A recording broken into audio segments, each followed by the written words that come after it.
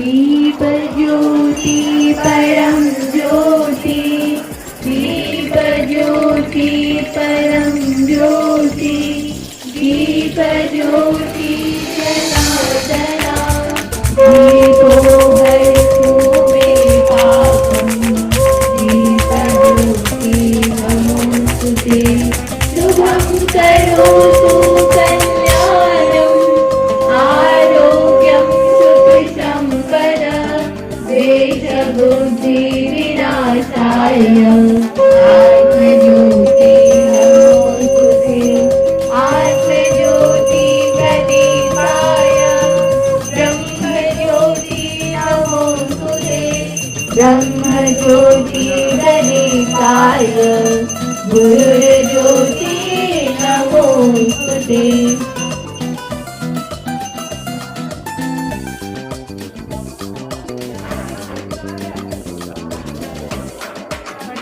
श्यामा पातु सरस्वती भगवती निहशेष जाड्यापः शुच्यां ब्रह्मविचार्य सार परमा आद्यां जगन्नाथिनी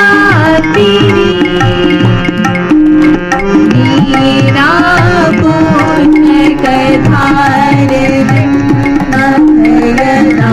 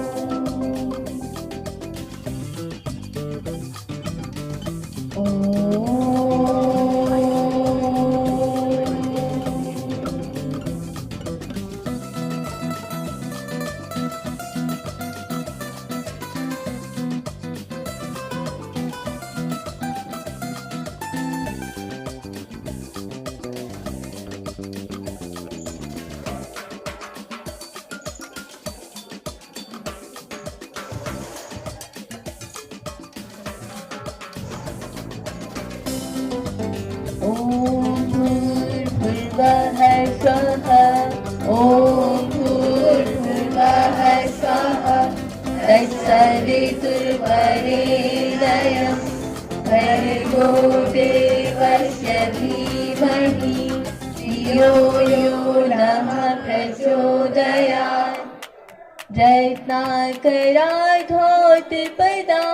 रत्नाकराधोत्पदा हिमालया किरीटिनं ब्रह्मराजशिरसाढ्यां वन्दे भारत मातरम्। ॐ द्यौः शान्तिः ॐ द्यौः शान्तिः अन्तरिक्षं शान्तिः पृथिवी शान्तिः आपः शान्तिः औषधयः शान्तिः वनस्पतयः शान्तिः विश्वदेवः शान्तिः ब्रह्मा शान्तिः सर्वगं शान्तिः शान्तिरेव शान्तिः श्यामा शान्तिरेवि। ॐ शान्ति शान्ति शान्तिः। मातीत नाव 1 2 3।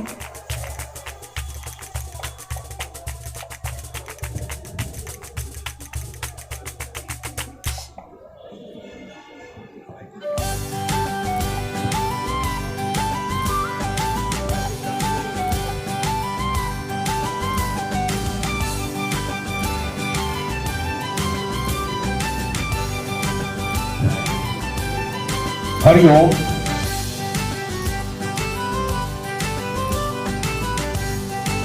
मार्गदर्शन समारोह 2023। उपस्थित अतिथि हमारे आचार्य दीदी जी, 10वीं कक्षा के भैया बहन और 9वीं कक्षा के भैया बहन, सबका हार्दिक स्वागत अभिनंदन है।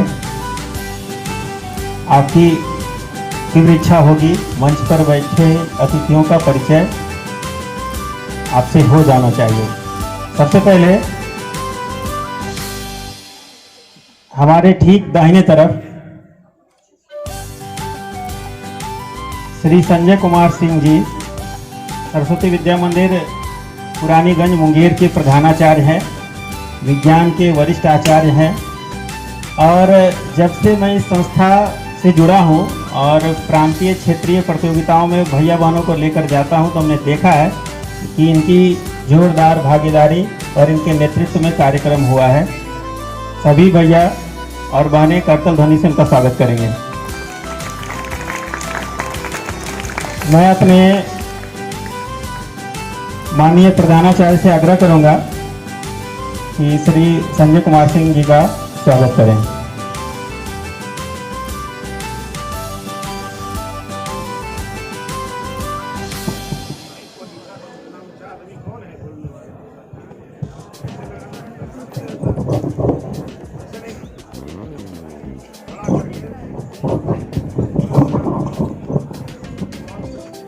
करतल ध्वनि होनी चाहिए।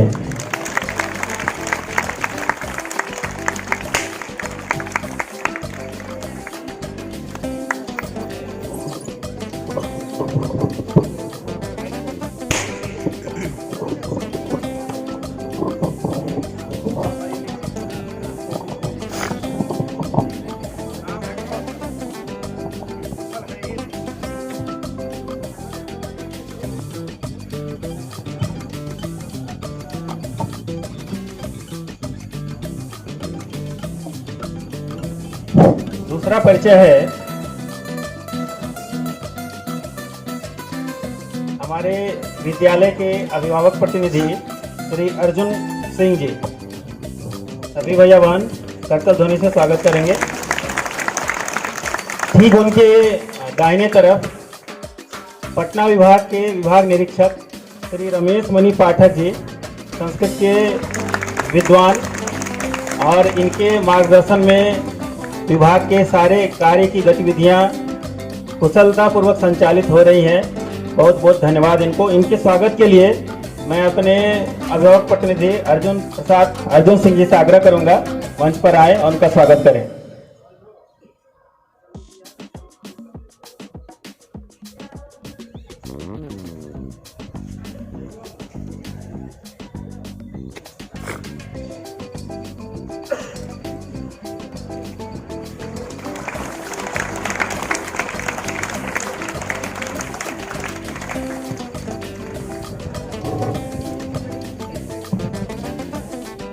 उनके ठीक दाहिने तरफ हमारे विद्यालय के प्रधानाचार्य श्री छठू शाह जी, उनका भी स्वागत अभिनंदन है।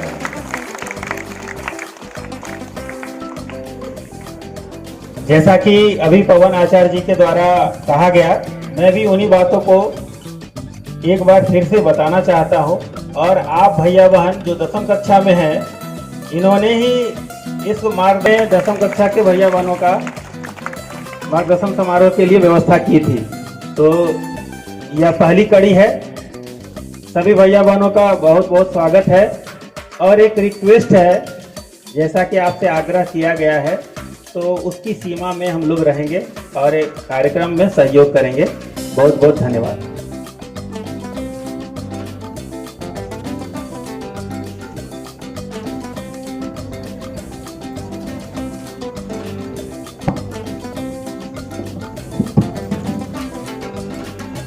कार्यक्रम की अगली कड़ी में विद्या मंदिर पुरानीगंज के सम्मानित प्रधानाचार्य जी श्रीमान संजय कुमार सिंह जी, पटना विभाग के विभाग प्रमुख श्रीमान रमेश मणि पाठक जी, प्रबंध कारिणी समिति के अभिभावक प्रतिनिधि श्रीमान अर्जुन बाबू, यहाँ उपस्थित अभिभाविका जी। खिल नहीं सकता है, ठीक उसी प्रकार से एक बालक बिना शिक्षक के ज्ञान प्राप्त नहीं कर सकता है। आचार्य जी एवं दीदी जी यानी कि शिक्षक के विषय में कहा जाता है कि गुरुर ब्रह्मा गुरुर विष्णु गुरुर देवो महेश्वर गुरु साक्षात पर ब्रह्मा तस्मै श्री गुरुवे नमः। अर्थात गुरु को त्रिदेवों का रूप बताया जाता है। तो विद्यालय में अध्ययन अध्यापन के कार्य के दौरान हम सभी सहपाठी विद्यार्थी जो भी हैं अपने आचार्य जी का विशेष तौर से सम्मान करते हैं। हिंदी के जो एक प्रसिद्ध रचनाकार हैं कबीर दास जी, उनकी दोहा उनका एक है कि जाति न पूछो साधु की पूछ लीजिए ज्ञान, मोल करो तलवार का परी रहन दो म्यान। अर्थात गुरु कैसे भी हो, किसी भी परिस्थिति में हो, एक विद्यार्थी को चाहिए कि वो उनसे ज्ञान प्राप्त करे, ये न कि वो किस परिस्थिति में है कैसे हैं। अक्सर आजकल तो मतलब देखा जा रहा है कि कोचिंग या स्कूल जाने से पहले उस स्कूल का इंफॉर्मेशन लिया जाता है, ये नहीं कि वहाँ पर शिक्षक कैसे हैं, नहीं, ये देखा जाता है कि वहाँ फैसिलिटीज़ कैसी है, पंखा है कि नहीं, एसी है कि नहीं, ये सब नहीं होना चाहिए। किसी भी स्कूल या कोचिंग में जाने पहले कोई भी अपना मत न बनाए, वहाँ जाकर देखें किस तरह की शिक्षा व्यवस्था है वहाँ, तब अपना निर्णय लें। अंग्रेजी में कहा जाता है a teacher present the past, मतलब कि एक शिक्षक अपने अनुभवों को बच्चों को बताता है। रिवील्स द प्रेजेंट, मतलब वर्तमान में जो हो रहा है उसे बच्चों को बताता है।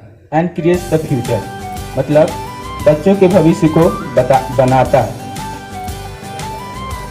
इस प्रकार एक विद्यार्थी के जीवन में शिक्षक का बहुत बड़ा योगदान है। इसी क्रम में मैं छोटा सा प्रेरक वचन, इसे पूर्व में मैं इस बारे में बता चुका हूँ, लेकिन फिर भी दोबारा इसको बताना चाहता हूँ। क्या हुआ कि एक महर्षि थे, रोज उनके यहाँ बहुत सारे लोग कथा सुनने आते थे। तो उनका एक शिष्य था, उसको इस बात की बड़ी उत्सुकता रहती थी कि रोज जो इतने लोग आते हैं, क्या उस सही से उसको सुन पाते हैं, क्या उसका ध्यान रखते हैं। तो उसने एक दिन गुरुजी से पूछ लिया कि गुरुजी, आपके यहाँ रोज संध्या समय इतने लोग आते हैं, आपका कथा सुनते हैं, क्या आपको लगता है कि इनमें से सभी लोग आपकी बातों का ध्यान रखते होंगे? गुरुजी ने इस बात का जवाब नहीं दिया और कहा कि कल से रोज एक टोकरी पानी भर कर लाना है। तो उसको लगा कि टोकरी में पानी कैसे भरा जा सकता है, तो पानी सारा गिर जाएगा। लेकिन फिर भी गुरु की आज्ञा मानकर वह बात मान लेता है। अगले दिन से वो टोकरी में पानी भरने जाता है। पहले दिन जैसे वो टोकरी में पानी भरता है, सारा पानी गिर जाता है और फिर वो खाली टोकरी लेकर चला आता है। गुरुजी पूछते हैं तो वो बताता है कि मैंने पानी तो भरा था लेकिन सारा पानी गिर गया। रोज एक एक दिन कर करके जैसे ही एक माह होता है तो धीरे धीरे पानी के संपर्क में आने से उस टोकरी में शैवाल जमा होने लगते हैं और शैवाल के जमा होने से थोड़ा थोड़ा पानी उस टोकरी में एकत्रित होने लगता है। और महीने के अंत में जब छात्र जो वो टोकरी में थोड़ा सा पानी भरकर लाता है तो गुरुजी कहते हैं कि भले ही वो सभी लोग मेरी बातों पर ध्यान नहीं देते होंगे, लेकिन रोज सत्संग सुनने से, मेरी बातों को ध्यान देने से उनमें थोड़ा थोड़ा ज्ञान तो जरूर केंद्रित हुआ होगा। मेरे इसे प्रेरक प्रसंग कहने का आशय ये था कि भले ही हम कितने भी मतलब किसी भी समय में भी हम ना जानते हो, लेकिन फिर भी अगर हम आचार्य जी दीदी जी की बातों को ध्यान देते हैं, रोज उनके कथनानुसार उनकी बातों को समझते हैं, मानते हैं, तो मेरे अनुसार से थोड़ा थोड़ा ज्ञान अवश्य ही रोज हमारे मस्तिष्क में केंद्रित होता होगा।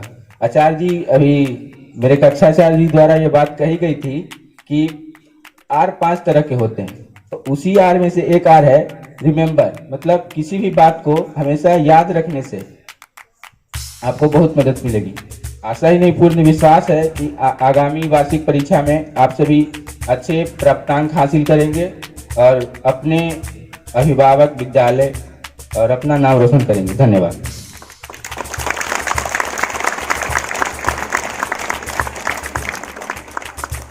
बहुत बहुत धन्यवाद। अनुभव कथन की अगली कड़ी में जैसा मैंने कहा था, बहन खुशबू अब आ रही हैं और एक सेंस ऑफ इंक्लूसिवनेस आती है, क्योंकि भैया की तरफ से एक अनुभव कथन सुनने को मिला है, तो बहन भी बताएंगी अपने एक इस लॉन्ग जर्नी, जो कि वैसे कहा जाए तो सफलता के क्षेत्र में तो सबसे प्रथम बड़ी परीक्षा देने को है ये, तो विद्या मंदिर में पढ़ने का जो इनका अनुभव रहा है अब तक का, वो ये बताने जा रहे हैं। प्रधानाचार्य जी एवं उपस्थित अतिथिगण और मेरे प्यारे भैया बहन, आप सबों को सुप्रभात। बहुत हर्ष की बात है कि आज मुझे अपने अनुभव कथन पर बोलने का मौका मिला। नहीं, हमारे जीवन में स्कूल जीवन का बहुत पूर्ण होता है। हर एक बच्चे के लिए स्कूल जीवन बहुत महत्वपूर्ण होता है और इस हमारे जीवन में शिक्षकों का काफ़ी ज़्यादा योगदान होता है, क्योंकि हमारे माता पिता के बाद दूसरे जो गार्जियन होते हैं वो हमारे शिक्षक होते हैं, वो हमें आगे बढ़ने के लिए गाइड करते हैं।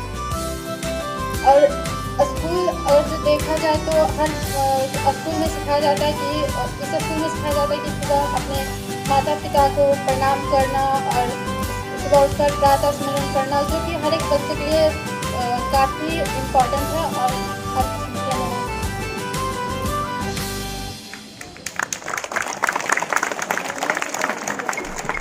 बहुत बहुत धन्यवाद। अब सबसे महत्वपूर्ण समय आया है। आप सभी भैया बहन जो जहां बैठे हुए हैं शांतिपूर्वक बैठें। मैं देख पा रहा हूं, क्योंकि आप ऊर्जा का भंडार है आप में, मैं समझ सकता हूं, लेकिन ऊर्जा का भंडार ऐसे उसको हम लोग स्पॉइल ना करें। ऊर्जा का संचय भी जरूरी है और उसका सदुपयोग जरूरी है। सबसे महत्वपूर्ण ये है, तो अनुशासन पक्ष को मेंटेन करते हुए, मजबूत बनाए रखते हुए आप कार्यक्रम में शरीक होते हुए सभी चीजों को देखें और समझें। बातचीत आपस में ना करें, नहीं तो इसका अर्थ ये सार्थक नहीं हो पाएगा कार्यक्रम। अब जो होने जा रहा है इस कार्यक्रम में मार्गदर्शन समारोह, चूंकि इसका नाम है, और सही मायने में in the real sense of the term अगर कहा जाए तो अभी मार्गदर्शन का कार्य शुरू होना है। और जो गणमान्य, जो वो महान व्यक्ति जो आपके सामने अभी आने वाले हैं, जहां तक मैं जानता हूं बहुत ज्यादा बातचीत आपस में नहीं हुई हो, ये अलग विषय है, परंतु जितना समय मैं बिताया हूँ, कुछ अल्प मिनट ही सही, मुझे जो अनुभव हुआ है और जो मैंने जाना है अब तक 8 साल आचार्य पद पर रहते हुए, यहाँ कई विद्यालय को इन्होंने फर्श से अर्श तक ले जाने का कार्य किया है और बहुत ही आदरणीय है, सम्मानित है। मैं हृदय से इनका एक बार फिर से स्वागत करता हूं और आदरपूर्वक इन्हें आमंत्रित करता हूं। आप हैं श्री संजय कुमार सिंह, प्रधानाचार्य मुंगेर। आप आए और हमारे भैया बहनों को उनका मार्गदर्शन करें।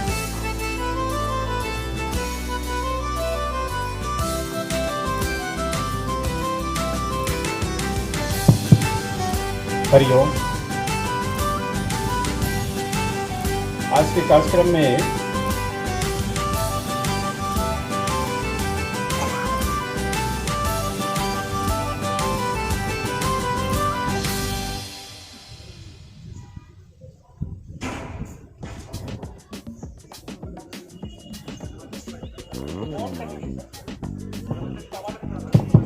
हरिओम। आवाज जा रही है भैया पीछे? आज के कार्यक्रम में मंच पर उपस्थित इस पटना विभाग के आदरणीय विभाग निरीक्षक महोदय,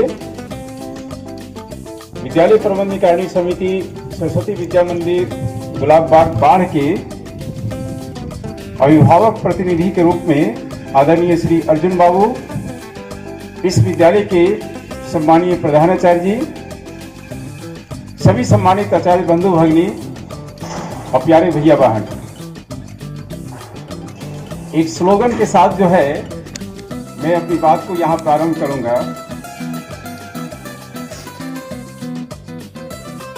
तो कहा जाता है जिंदगी की असली उड़ान अभी बाकी है, जिंदगी के कई इम्तिहान अभी बाकी है, अभी तो नापी है मुट्ठी भर जमीन, आगे सारा आसमान बाकी है। वास्तव में आप सभी का ये जो एकेडमिक लाइफ जो बिगिंस हो रहा है वो 27 फरवरी 2023 से हो रहा है। अभी तक आपने क्या किया?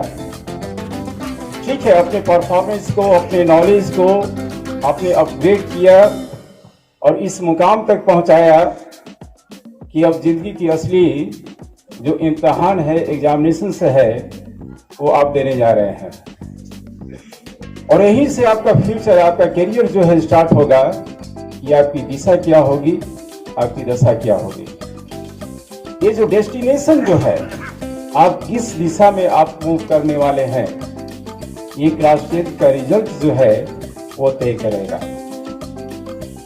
आपका पीछे का रिकॉर्ड्स, पीछे का करियर जो है वो समाज के सामने या आपके करियर के सामने वो प्रोड्यूस नहीं होने वाला है। इस समाज के सामने, इस विद्यालय के सामने, या आप अपने करियर को, अपने फ्यूचर्स को जो स्टार्ट करेंगे तो क्लास 10 के रिजल्ट के आधार पर करेंगे। तो ये कक्षा 10 की परीक्षा जो है, सीबीएसई के द्वारा आयोजित परीक्षा में आप किस तरह से सफल हो और अपने आप को जो है उच्चतम शिखर तक लेकर के जाएं। तो इस निमित्त जो है मैं अपना अनुभव आपके सामने कुछ शेयर करूंगा। आप सभी कक्षा 10 के भैया बहन हैं और इस विद्यालय में कई वर्षों तक रहे हैं। आपने ज्ञान के साथ साथ जो है जिन आचार्य जी और दीदी जी के सानिध्य में, जिनके प्रधानाचार्य जी के नेतृत्व में आपने जो कुछ पाया, जो चीजें आपने सीखा, अब उसका प्रदर्शन होने वाला है। आप अपने आप को क्या ले करके जाएंगे और अपने लिए क्या अचीव करेंगे, इन सारी चीजों का जो है वो प्रदर्शन होने वाला है। आज से ठीक 25 दिन के बाद, आज 1 फरवरी है और ठीक 25 दिन के बाद 26वां दिन जो होगा, आप एग्जामिनेशन सेंटर पर होंगे। 27 को आपका फर्स्ट पेपर होने जा रहा है और एग्जामिनेशन रूटीन की जानकारी आप सबों को है। एडमिट कार्ड अभी आया नहीं है, एडमिट कार्ड में सारे टाइम टेबल रहेंगे और सेंटर रहेंगे। तो यहाँ पर 2-3 चीजों के ऊपर जो है आपको थोड़ा ध्यान केंद्रित में करा रहा हूं। सबसे पहला होगा टाइम मैनेजमेंट का, दूसरा होगा एग्जामिनेशन पैटर्न का, और तीसरा होगा how to respond your answer as per the requirements, as per the needs of questions. ये तीसरा पार्ट होगा। लेकिन उसके पहले जो है अपने आचार्य जी जो है यहाँ आकर के आर के बारे में बहुत सारी चीजों को आपके समक्ष रखें कि अपने जीवन के साथ इसको कैसे जोड़ना चाहिए। तो एक बार पुनः जो है मैं 3R आपके सामने दे रहा हूँ। ये थोड़ा सा अलग होगा, लेकिन आप जहां भी रहेंगे इस 3R को लेकर के यदि आप काम करते हैं तो निश्चित रूप से सफलता जो है आपको प्राप्त होगी। और 3R के अलावा जो है 3C है, R का अलग इंपॉर्टेंस है, ये जो 3C है इस 3C का अलग इंपॉर्टेंस है। पहला C है प्रयास सभी लोग करते हैं, लेकिन सफलता जो है कुछ ही लोगों को मिलती है। हर कोई चाहता है कि मेरा मार्क्स जो है वो 90+ हो, 100 के आसपास में हो, हर कोई चाहता है। लेकिन यहाँ पर 146 स्टूडेंट्स हैं जो यहाँ से क्लियर होने वाले हैं। सभी लोग 90+ को क्रॉस नहीं कर पाते हैं, लेकिन प्रयास सभी लोग करते हैं। तो प्रयास कैसा? बिफोर एग्जामिनेशन नहीं है, जैसे ही क्लास 8 में आए होंगे, हालांकि समय अब नहीं है, आपने प्रयास जो है बोर्ड एग्जामिनेशन के लिए शुरू किया होगा। तो ये प्रयास यदि आगे के लिए भी हायर क्लासेस में भी जाते हैं तो इसको कंटिन्यू रखें, कंटिन्यूटी में करें। एक होता है 1 + 4 = 5 होता है, और एक होता है 4 + 1 ये भी 5 होता है। लेकिन दोनों में अंतर क्या है? 1 + 4 में 1 जो है आपने एफर्ट्स शुरू में नहीं लगाया। एफर्ट्स कब लग रहा है? At the time of examination, before examination. आप स्ट्रेस में होते हैं, प्रेशर में होते हैं, साइंस पढ़ते हैं तो मैथ्स भूल जाते हैं, मैथ्स पढ़ते हैं तो सोशल साइंस भूल जाते हैं। ये प्रेशर होता है, और प्रेशर के कारण टेंशन होता है, बहुत कंफ्यूजन होगा एग्जामिनेशन के पहले। तो ये जो 1 + 4 का फार्मूला जिन लोगों ने अपनाया उनके साथ ये चीजें आती है, कंफ्यूजन, डॉट, टेंशन, प्रेशर। और सबसे ज्यादा है एक वर्ड यूज करते हैं एग्जामोफोबिया, फियरनेस फ्रॉम द एग्जामिनेशन। ये डर होता है और परीक्षा से दूर भागने का जो है प्रयास करते हैं। ये 1 + 4 के साथ होता है। लेकिन इसी चीज को आपने 4 + 1 में यदि कन्वर्ट किया होता तो एग्जामिनेशन का एक रूल है। क्या है रूल? 1 डे बिफोर नहीं पढ़ना है। ईट वेल, स्लीप वेल, खाओ और सो। कल एग्जामिनेशन है, कल परीक्षा देंगे, एकदम रिलैक्स मूड में। लेकिन होता नहीं है। ये 4 + 1 का यदि फार्मूला आपने शुरू में अपनाया होता, अपनाए भी है, तो बाद में एग्जामिनेशन के समय जो है थोड़ा रिलैक्स होकर के अपनी तैयारी करेंगे और एग्जामिनेशन देंगे। ये पहला है, किसी भी काम को कंटिन्यूटी में करना। यदि आप कंटिन्यूटी में करते हैं तो 4 + 1 को अपनाने से आपके अंदर कॉन्फिडेंस आएगा। और कॉन्फिडेंस कैसे आएगा? आप कंटिन्यूटी में करते हैं तो सेकेंड C जो जुड़ता है, ये थर्ड C मैंने कहा, सेकेंड C होता है, वो होता है कंसंट्रेशन। किसी भी काम को हम कंसंट्रेट होकर के करें। ठीक है, 1 घंटा पढ़ना है, 1 घंटा जो है आप यदि घर में पढ़ाई करते हैं तो घर में किसी अन्य सदस्य को कह दें मुझे 1 घंटा जो है पढ़ना है, किसी दूसरे काम में इन्वॉल्व नहीं होना है, आधे घंटे ही पढ़िए। तो अपने कॉन्सेंट्रेशन पावर को इंक्रीज करना। मैथ्स पढ़ रहे हैं तो मैथ पढ़ना है, ऐसा नहीं कि साइंस को भी उठा लिए, सामाजिक विज्ञान को भी ले लिए, इंग्लिश को भी ले लिए, किसी दूसरे सब्जेक्ट को उसके साथ जोड़ दिए, ऐसा नहीं करना है। एक समय में किसी एक विषय को पढ़ना। तो जो भी पढ़ना है पूरे कॉन्सेंट्रेट होकर के पढ़ना। कि दूसरा सी होता है कंसंट्रेशन होता है। पहला और दूसरा सी आने पर तीसरा सी जो है ऑटोमेटिक आपके अंदर आ जाएगा और वो होगा कॉन्फिडेंस होगा, आत्मविश्वास होगा। और ये जो आत्मविश्वास है, कहा जाता है कि आप अपने आप को सोचेंगे just I am able to give the proper answer from anywhere. कहीं से भी क्वेश्चंस आएंगे, कहीं से भी आएगा, वैसे कंडीशंस में अपने आप को आप ला देते हैं कि आप आंसर दे सकते हैं। ये कॉन्फिडेंस, ये आत्मविश्वास जो है बिफोर एग्जामिनेशंस ये रहना चाहिए। और ये लाइफ के साथ जुड़ता है। किसी भी एग्जामिनेशन तो पूरा जीवन है, हम लोग भी परीक्षा देते हैं एक स्टेप से आगे बढ़ने के लिए।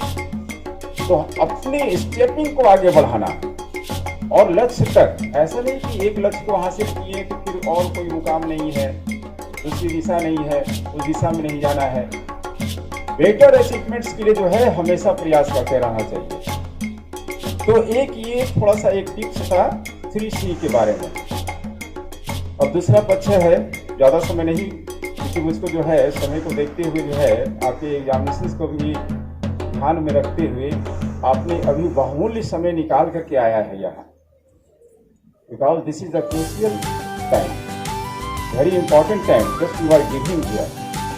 क्योंकि ये दो घंटा 3 घंटा में बहुत सारे क्वेश्चन आंसर तो भी कर सकते हैं, आप पढ़ सकते हैं, याद कर सकते हैं।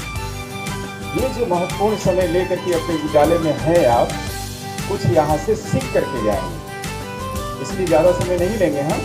अब सीधे आते हैं एग्जामिनेशन पॉइंट ऑफ व्यू से। तो एग्जामिनेशन को कहा जाता है कि एग्जामिनेशन इज एन आर्ट, एक कला है। आप अपने दोस्तों को देखते होंगे कि ये तो बहुत कम पढ़ाई करता है, मात्र 2 घंटा 3 घंटा पढ़ाई करता है और इसके बाद जो है हमसे बेहतर रिजल्ट ये लाता है, और हम जो है 6 घंटा 7 घंटा 8 घंटा पढ़ाई करते हैं। Just listen me carefully everyone, इधर उधर अपने आप को कंसंट्रेट नहीं कीजिए भैया, उसको छोड़ दीजिए, जिस अवस्था में है उसी अवस्था में रहने दीजिए। भैया वालों का थोड़ा डाइवर्सन होता है।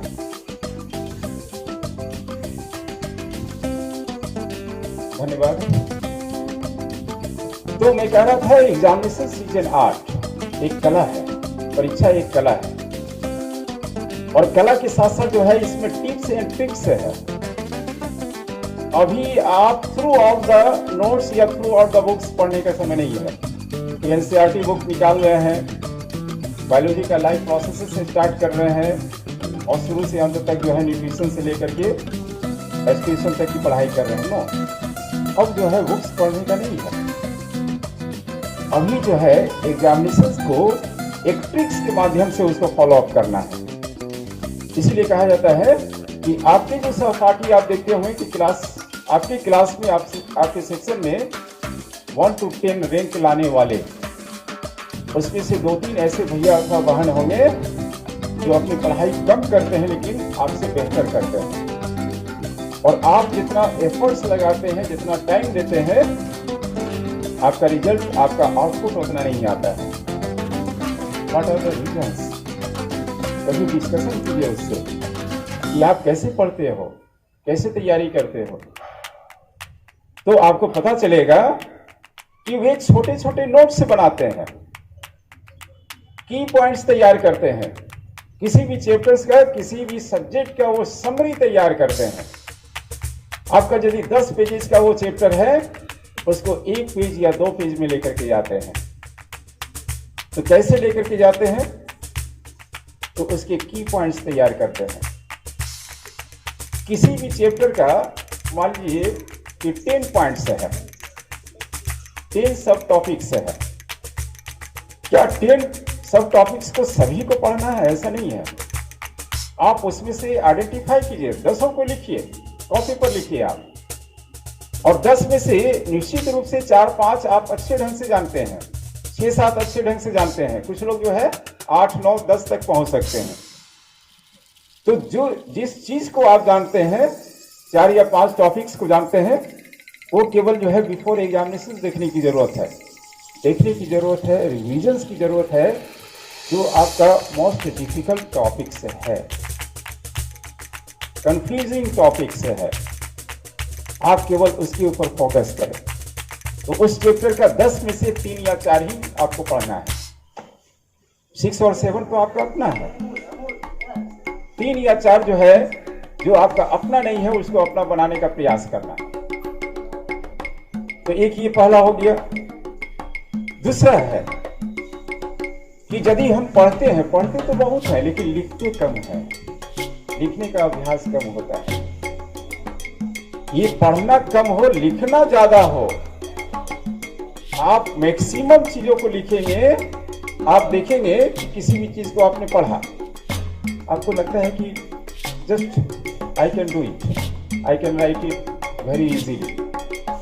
लेकिन जिस समय आप लिखने के लिए जाएंगे तो 100% नहीं लिख पाएंगे, मुश्किल से 40 और 50% ही उस कंटेंट्स को आप लिख पाएंगे। तो ये लिखना सबसे ज्यादा जरूरी होता है। तो लिखना, कैसे लिखना? लिखने से आपका 3 चीज जो है डेवलप करेगा। सबसे पहला होता है आप टाइम को पिकअप करेंगे। 3 घंटे का एग्जामिनेशन है, उसको 2.5 घंटे में कंप्लीट करना। मैं टाइम मैनेजमेंट के ऊपर बताऊंगा आपको कि 3 घंटे की चीज को हम 2.5 घंटे में कैसे पूरा करें। तो जब तक आपके अंदर राइटिंग स्पीड नहीं होगी, राइटिंग स्किल्स नहीं होगी, यू कांट डू इट, आप नहीं कर सकते हैं। तो लिखने का अभ्यास करना, लिखने से आपकी स्पीड बढ़ेगी, आपकी राइटिंग प्रॉपर होगी और आपका कंसंट्रेशन पावर इंक्रीज करेगा। क्योंकि जिस समय हम लिखते हैं दूसरी चीजों को नहीं सोचते हैं, उसी चीज के बारे में सोचते हैं जिस चीज को हम लिख रहे हैं। तो ये 3 चीजें साथ साथ चलती है और इस 3 फिंगर का यूज होता है और ये 3 फिंगर एडजस्ट करते हैं। देखते होंगे आप जब लिखते हैं तो ये जो इंडेक्स फिंगर है ये फेस हो जाता है। तो ये कलम जो है इसके अंदर जो है फिक्स होना चाहिए, इसमें वाइब्रेशन नहीं होना चाहिए।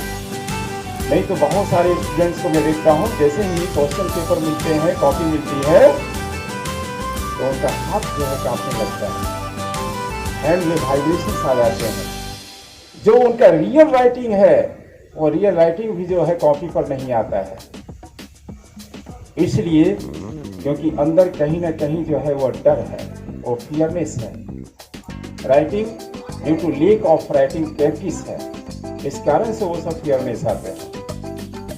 तो एक पहला पॉइंट होता है कि एग्जामिनेशन इज एन आर्ट, ये पहला पॉइंट। दूसरा पॉइंट है कि आप कॉपी पर लिखेंगे। ठीक है, आपने इंटरनल एग्जामिनेशन से यहाँ दिया, सारी परीक्षाएं दी, यहाँ के सभी आचार्य जी, दीदी जी एक एक भैया बहन को जानते हैं, पहचानते हैं, उनके अंदर का जो स्किल्स है उसको भी रिकॉग्नाइज करते हैं।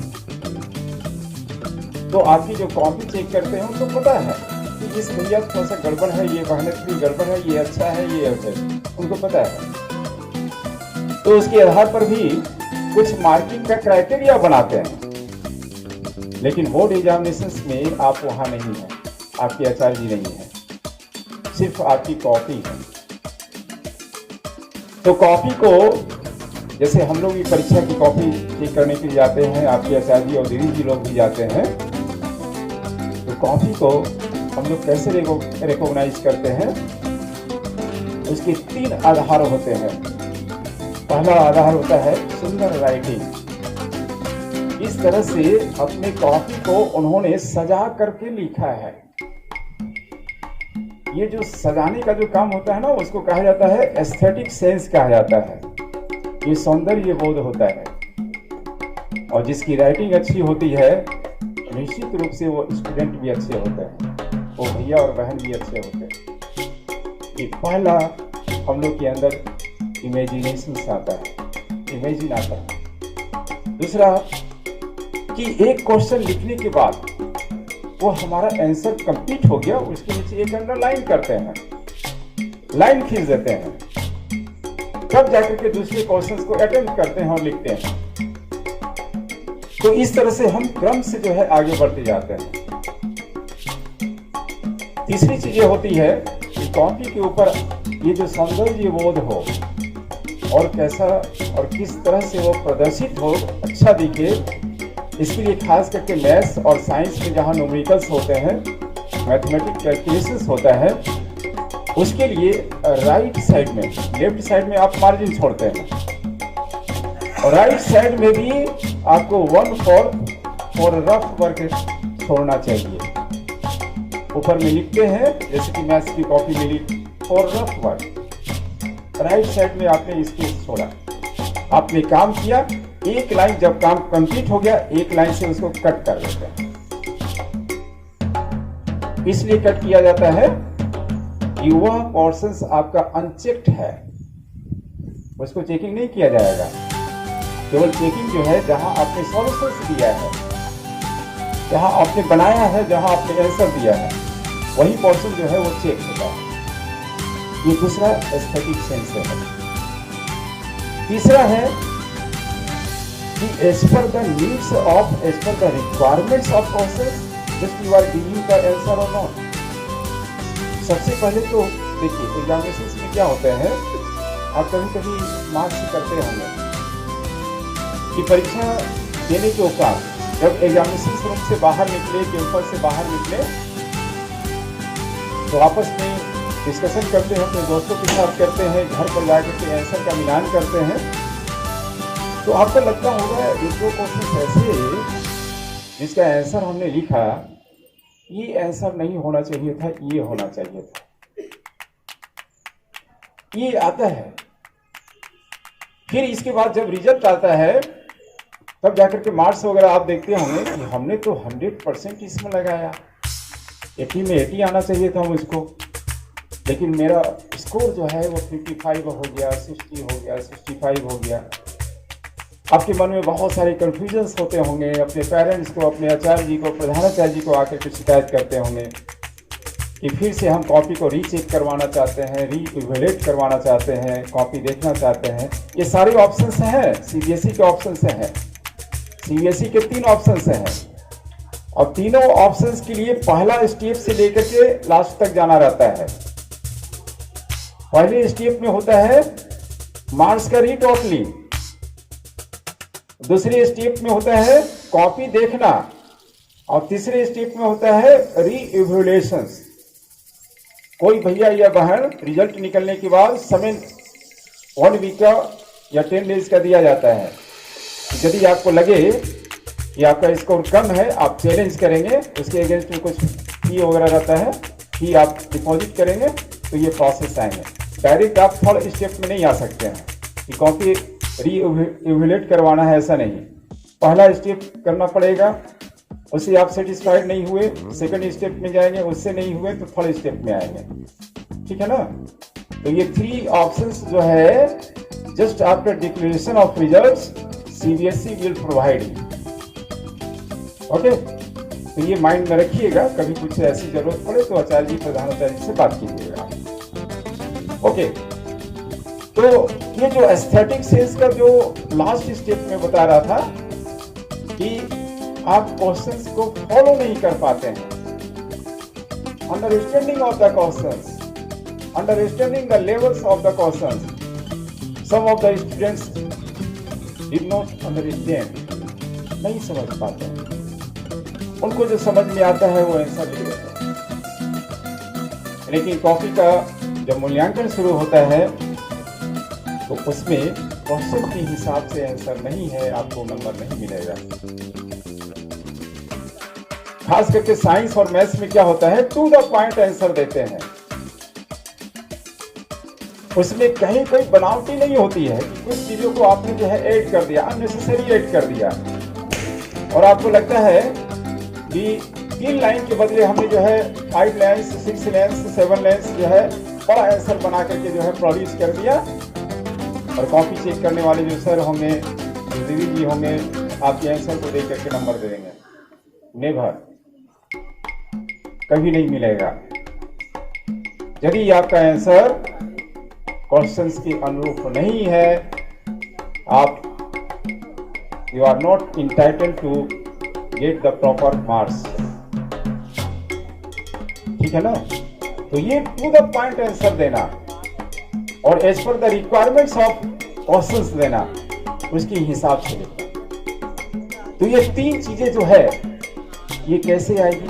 अभी 25 दिन का समय आपके पास है। उठाइए कलम कॉपी उठाइए, कल सुबह से हम शुरू करेंगे, यहाँ से जाने के बाद शुरू करेंगे और एक टारगेट लेकर के इस चीज को हम अचीव करेंगे। इसीलिए कहा जाता है मॉर्निंग सोल्स द डे, जब जागो तभी सवेरा। ठीक है? तो ये एग्जामिनेशन का एक दूसरा पहलू है कि इस पहलू को आप एडॉप्ट करेंगे तो निश्चित रूप से आप सफल होंगे।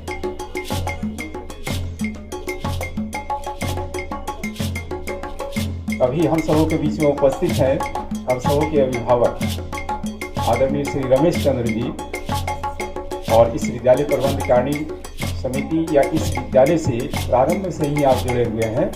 हम सभी आपका हार्दिक अभिनंदन और स्वागत करते हैं। और हमारे भी अभिभावक रहे हैं, आपके बच्चे राजगीर में पढ़े हैं, क्योंकि राजगीर में एक आचार्य के रूप में मैं रहा हूँ और अभी एक अच्छे पद पर है। तो आपके परिसर में मैं आया हूँ, मैं आपका अभिनंदन और स्वागत करता हूँ। चलिए, मैं आगे विषय को लेकर के बढ़ रहा था, एग्जामिनेशन सीजन आप उसी विषय को लेकर के।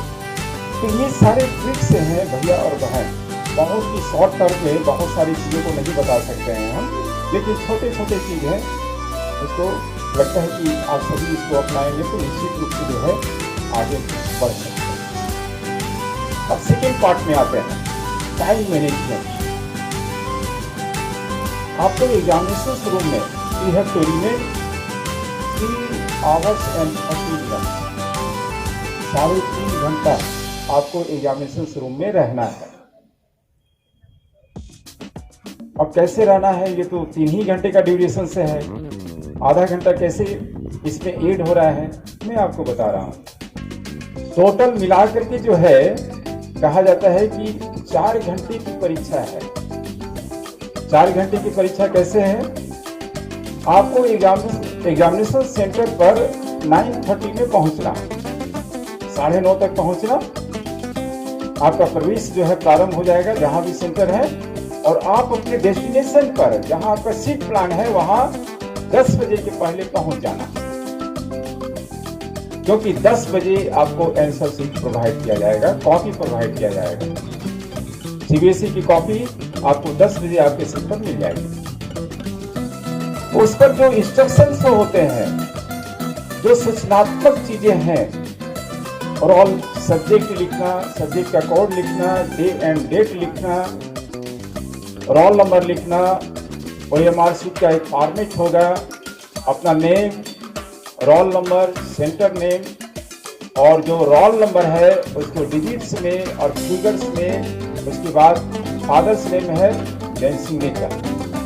इतने सारे इंफॉर्मेशन जो है फर्स्ट पेज पर आपको डालने के लिए 15 मिनट का समय मिलेगा, 10 से 10:15। ठीक है?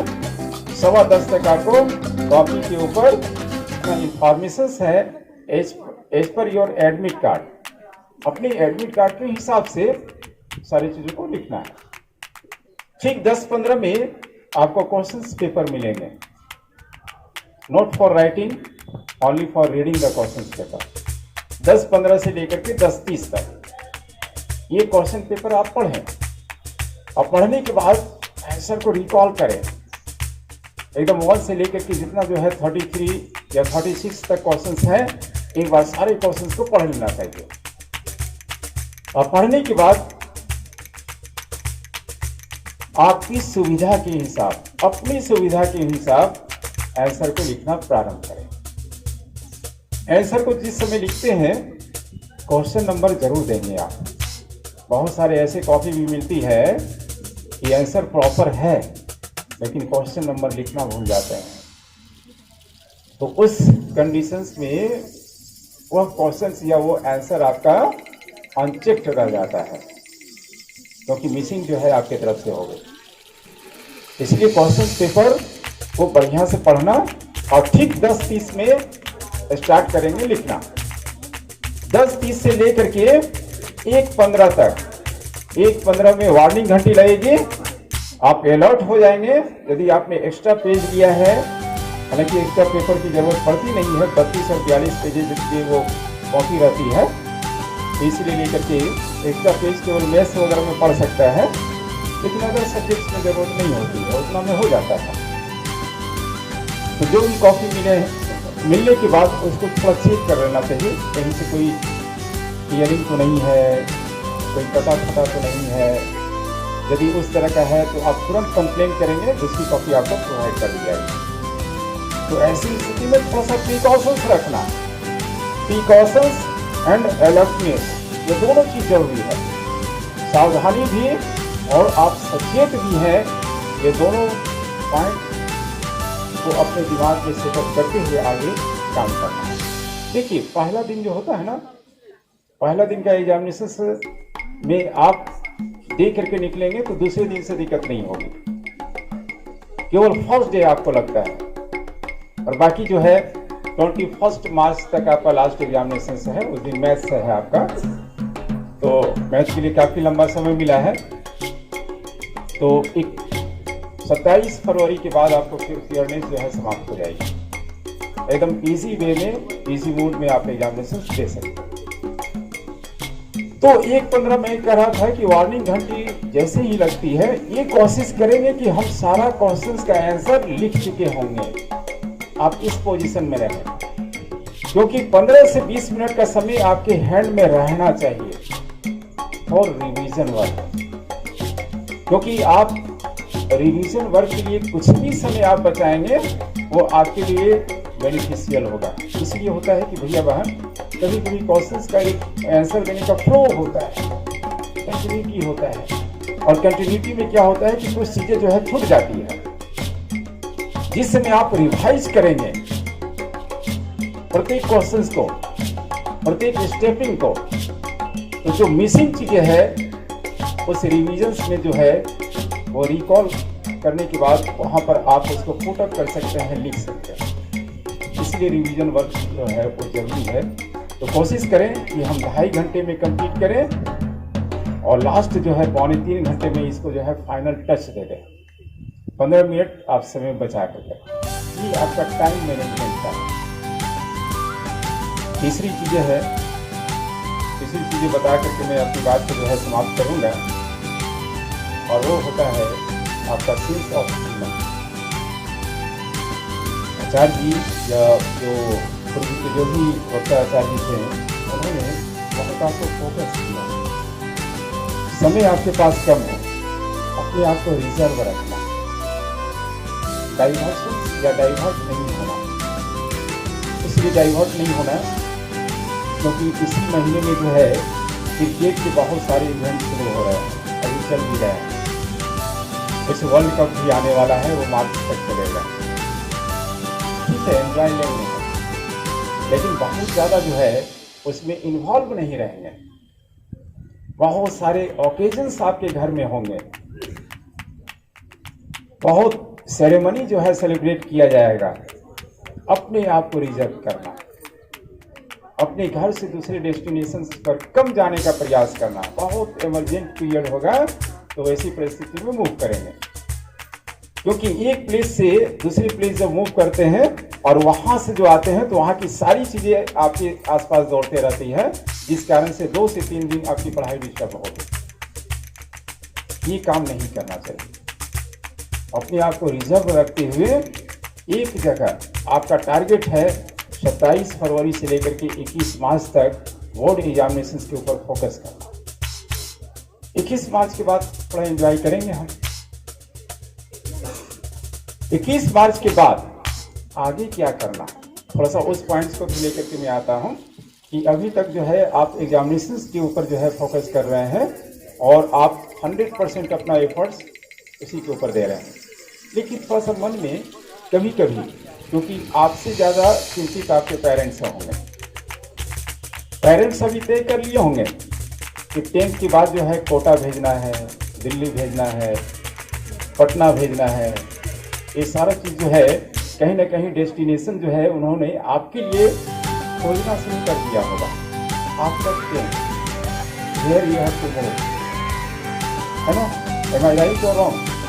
वहाँ बहन भी बैठी है, माता भी है, तो आप लोग भी तय किए होंगे अपने बच्चे के लिए कि 10वीं की परीक्षा दिलाएंगे और इसको कहाँ मूव कराएंगे। आप भी अपना ओपिनियन दीजिए कि मुझको इंजीनियर बनना है कि डॉक्टर बनना है कि सीए बनना है या सिविल सर्विस की तैयारी करनी है। अपना एक टारगेट दीजिए। जैसे माँ सोचेंगी डॉक्टर बने मेरी बिटिया, पिताजी सोचेंगे कि नहीं इंजीनियर बने। आप अपना ओपिनियन दीजिएगा, ठीक है ना? और अपने इंटरेस्ट के हिसाब से दीजिएगा।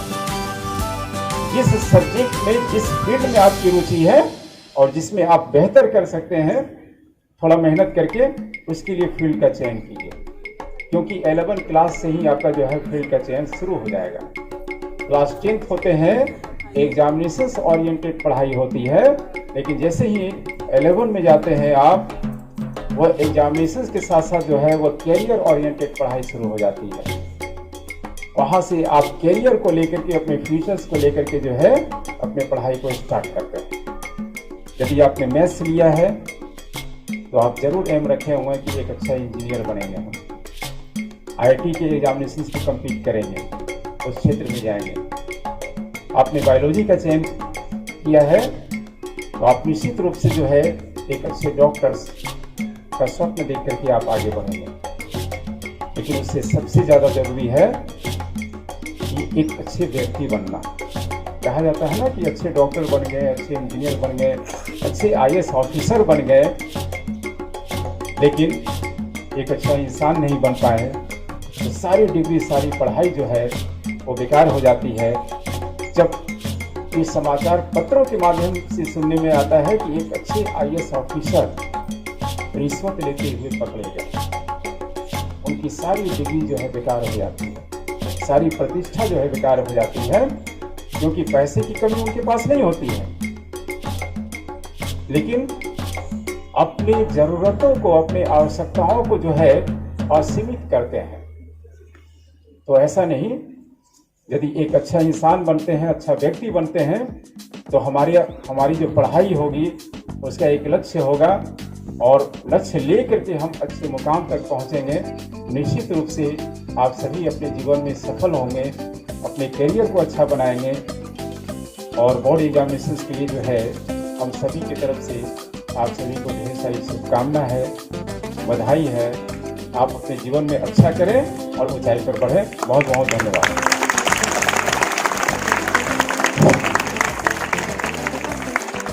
Thank you so much, sir. Undoubtedly, you are the scholar